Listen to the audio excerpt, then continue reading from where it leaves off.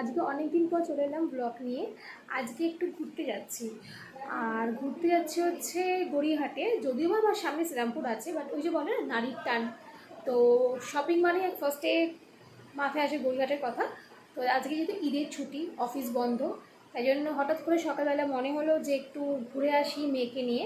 তো তাই মাকে বললাম, মাকে বলার পর মা একটু বলছিল না যাবো না, যাই হোক তারপর রাজি হয়ে গেল। দেন এখন আমি, ধৃতি আর আমার মা বেরিয়ে পড়ছি গড়িয়াহাটের উদ্দেশ্যে। গড়িয়াহাটে কী কী আছে না আছে সব তোমাদেরকে দেখাবো, সঙ্গে থেকো। তো আমরা এখন গড়িয়াহাটের জন্য যাচ্ছি বাসে করে। রাস্তাঘাট খুব ফাঁকা, কারণ আজ ঈদের জন্য তো সব অফিস বন্ধ। দেখি কখন গড়িয়াহাটে গিয়ে পৌঁছানো যায়।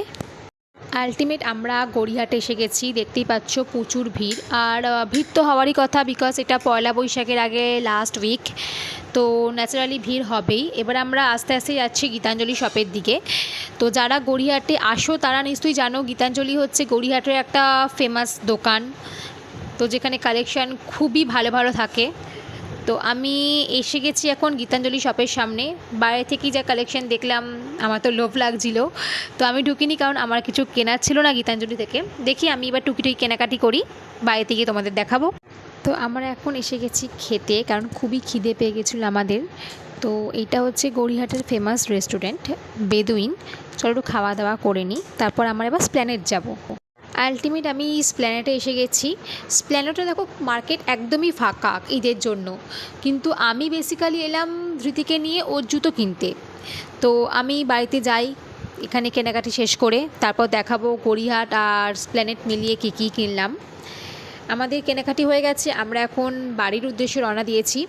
আজকে আমি বাসে করে যাইনি, আজকে আমি গঙ্গার নিচে মেট্রো করে যাব, কারণ আমি মেট্রো চালু হওয়ার পর থেকে এখনও গঙ্গার নিচ দিয়ে যাইনি।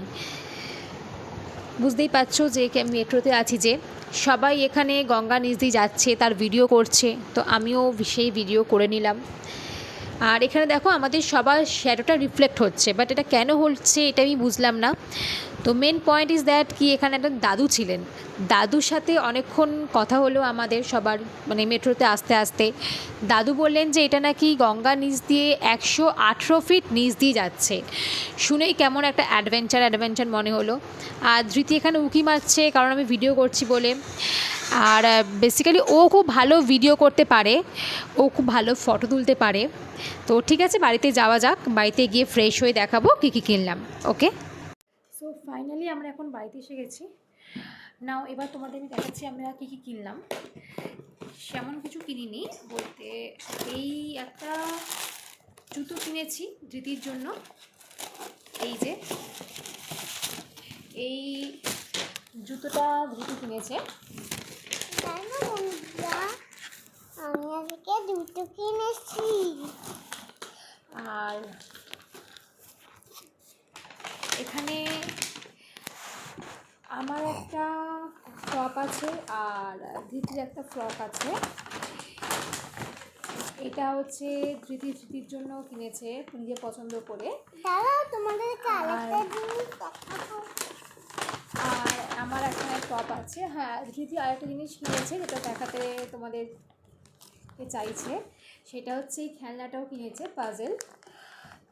আর ও পাজেল খেলতে খুব ভালোবাসে। আর এটাও ঠিক যে এটা আমরা ওকে বলি না, কিন্তু ও নিজেই ও পাজেল সলভ করতে পারে। তো যখনই বাইরে যায় ও খোঁজে কোথায় পাজেল আছে।